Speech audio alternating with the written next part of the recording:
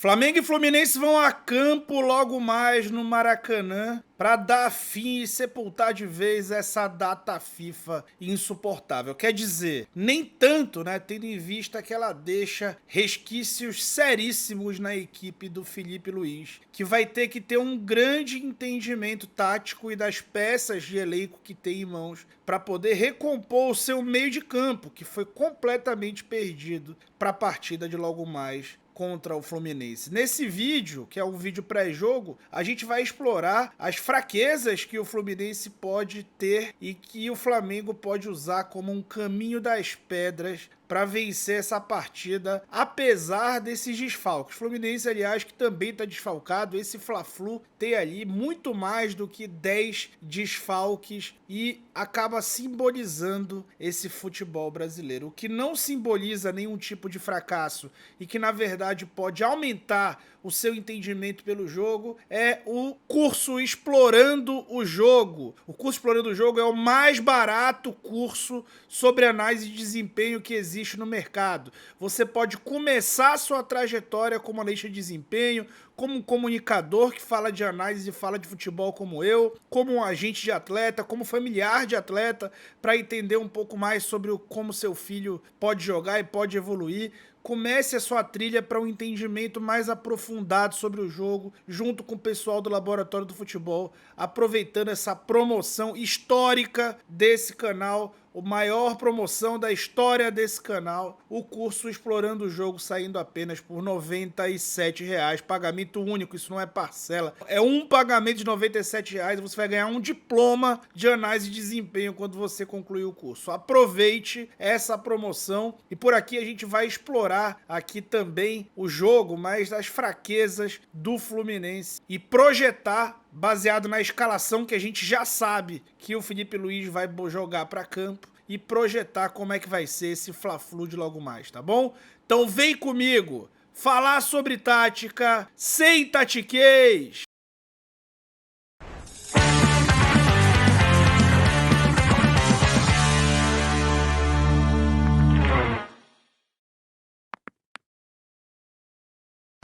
Pessoal, sempre falo pra vocês que esse vídeo ele tem a mais curta obsolescência do canal, ou seja, esse vídeo vai pro ar agora e quando começar o jogo, o juiz apitar o início do jogo, esse vídeo nunca mais vai ser assistido por ninguém. Então deixa o like, hypa o vídeo aí, tem essa opção de hypar, hypa o vídeo, deixa o like, pra gente alcançar muita gente antes do apito inicial e pra todo mundo ter o total entendimento do que vai rolar em campo logo mais, tá bom? Vamos pro campo! O Fluminense, que recentemente foi eliminado pela Copa Libertadores, ele não foi eliminado por um gol comum, não foi coincidência. Cruzamento do lado direito e finalização do lado oposto. O Fluminense entrega bastante esse tipo de jogada e é muito, muito frágil a ela. Não à toa, o Atlético explorou muito bem e eu vou te mostrar o porquê. O Fluminense que mudou muito desde que chegou o Mano Menezes e a gente fez um vídeo só sobre isso, então assista esse vídeo se quiser se aprofundar. Defende num bloco médio-baixo a maioria das vezes. Esse jogo contra o Atlético acho que é a caricatura mais próxima do que deve ser a postura do Fluminense contra o Flamengo logo mais.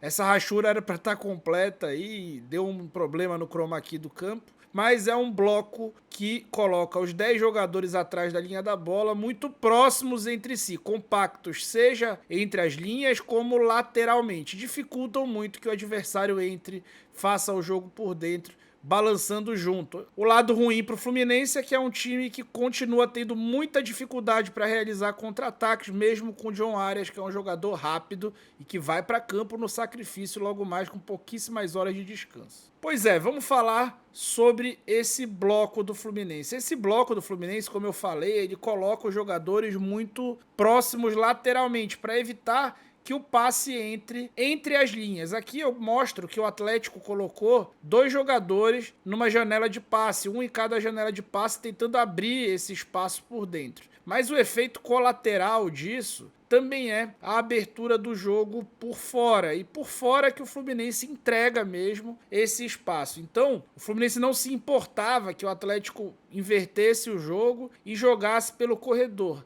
A estratégia deles era muito clara, né? A minha zona aqui de maior proteção é o corredor central, eu não quero deixar passe entre linhas. Quando a bola chegar no corredor, eu tento fazer uma marcação já mais ativa. Eu que não combati ainda o campo inteiro, deixei eles chegarem até aqui. Faço o encaixe individual por setor e não dou paz para os jogadores deles quando eles chegarem mais próximo da minha área. E realmente isso dificulta bastante. E o Atlético teve que fazer um jogo de paciência muitas vezes. Por quê? Porque o Fluminense fazia essa postura mais ativa, obrigando os passes para trás, e aí a partir dos passes para trás até subia com o seu time. Caso fosse vencido daquela zona, o cruzamento do lado oposto continuava entregue. Por quê? Porque essa defesa, essa linha de 4 do Fluminense, assim como a linha de meio, ela também fica muito compacta lateralmente, com o objetivo de evitar os passes entre linhas e proteger melhor a baliza, né? Futebol cobertor curto, você nunca está totalmente protegido e o Fluminense prefere proteger o jogo por dentro. Só que gera esse espaço atrás do lateral do lado oposto, especialmente nas costas do Samuel Xavier. E assim o Atlético teve inúmeras ocasiões no jogo, e essa foi uma delas. O problema era chegar até ali, para poder se livrar daquela zona muito compacta e dos encaixes individuais por setor. Já naquela zona, o Atlético precisou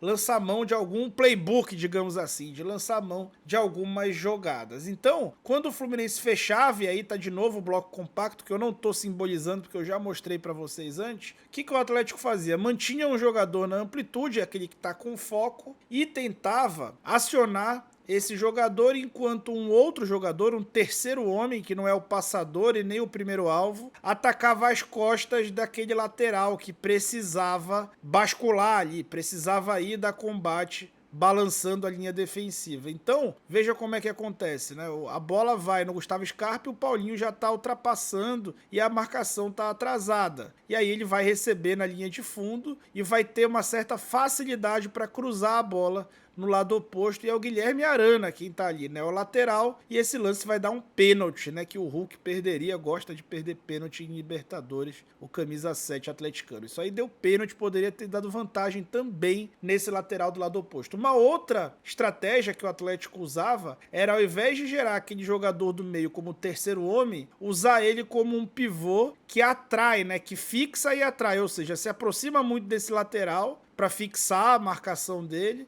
e assim ele começa a se deslocar para dentro enquanto o passe viaja para fora. Aqui de novo o Atlético põe o Scarpa lá fora, e aí enquanto a bola for, antes da bola ir para ele, o Hulk vai tentar andar para dentro junto com o Diogo Barbosa, para conseguir dar liberdade para o Scarpa quando receber a bola. E ele vai cair como um patinho. Veja como andou, mas deu jogada que deu gol em outro lance e deu pênalti num outro lance também. Mas o que isso tem a ver com o jogo de logo mais? Pois é, esse é o time base do Felipe Luiz, que tá sem o meio de campo para a partida de logo mais. É inacreditável o prejuízo que a CBF traz para a principal competição dela. Enfim, não tô aqui para fazer esse desabafo. E vai substituir esses jogadores, mudando inclusive a dupla de zaga, que é a alma do time. Assista o vídeo que eu falei sobre isso. A alma do time do Felipe Luiz é a dupla de zagueiros e formada pelos dois Léos, Léo Pereira e Léo Ortiz. Só que nesse jogo ele vai mexer nessa dupla, vai devolver o Fabrício Bruno, e eu acho que essa é a melhor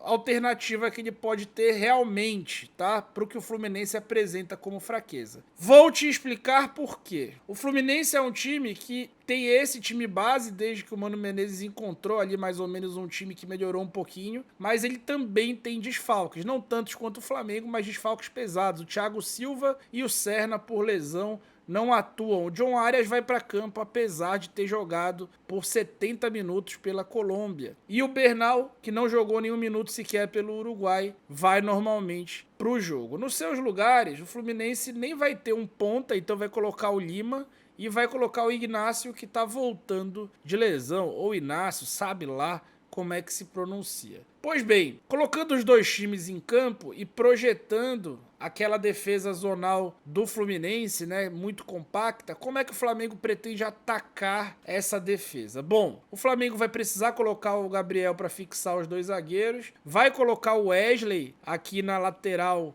mais dando profundidade, mas do outro lado deve usar o Bruno Henrique fazendo isso, e não o Alexandre, pelo menos numa segunda fase ainda de construção. Entre as linhas deve utilizar o Alcaraz e o Michael, que é um jogador de drible curto. Jogadores de drible curto são bons para se desfazer tanto de encaixe individual quanto de defesa compacta demais. Então o Michael, ele é um ótimo trunfo jogando pelo lado direito, como se destacou muito pelo Al Hilal. Nessa formação, né, com o Ortiz iniciando de volante na posição do Pulgar, caberia a ele a execução da parte de dentro da saída de 3. Esse cara de dentro da saída de 3, ou seja, o cara central dessa saída de 3 numa segunda fase de construção, esse cara é o cara que mais toca na bola no jogo. Ele vai ser possivelmente o cara que mais vai trocar passe em toda a partida. Então, o Felipe Luiz não quer colocar essa responsabilidade para o Alan, por exemplo,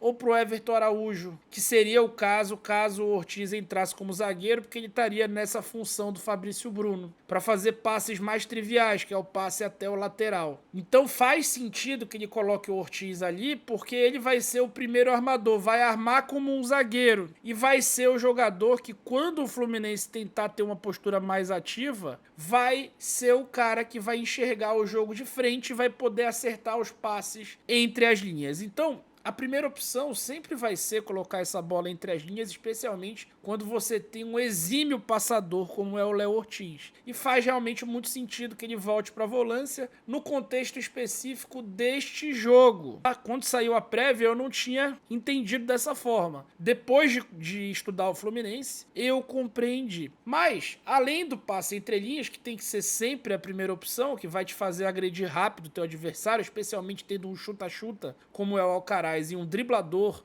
como é o Michael, que joga bem dentro do bloco, a ideia vai ser o quê? Explorar a lateral desse bloco, que é o espaço que o Fluminense entrega mesmo, e aí usar especialmente o lado direito nessa construção. Para quê? Justamente para fazer a defesa dos caras balançar e poder usar o Bruno Henrique, o grande Bruno Henrique, recebendo esse cruzamento do lado oposto, que tanto marcou a sua carreira e a sua trajetória pelo Flamengo. É jogo pro Bruno Henrique fazer gol, é jogo pra bola na segunda trave pro Bruno Henrique, é jogo pro drible curto do Michael, é jogo pra finalização de fora da área do Alcaraz e é jogo, sempre é jogo, para a genialidade do Léo Ortiz. Deu para entender qual deve ser a tônica desse jogo? Ficou otimista? Ficou pessimista? Comenta aí no vídeo. E se você quiser assistir esse jogo escutando os comentários táticos que eu faço durante a partida, eu te convido para se tornar membro do canal. Membros do canal contribuem por R$5 por mês e ter acesso a um canal de WhatsApp onde eu faço a transmissão tática enviando áudios durante o jogo, minuto a minuto. R$5 por mês só, valor simbólico, e você vai fazer parte de uma comunidade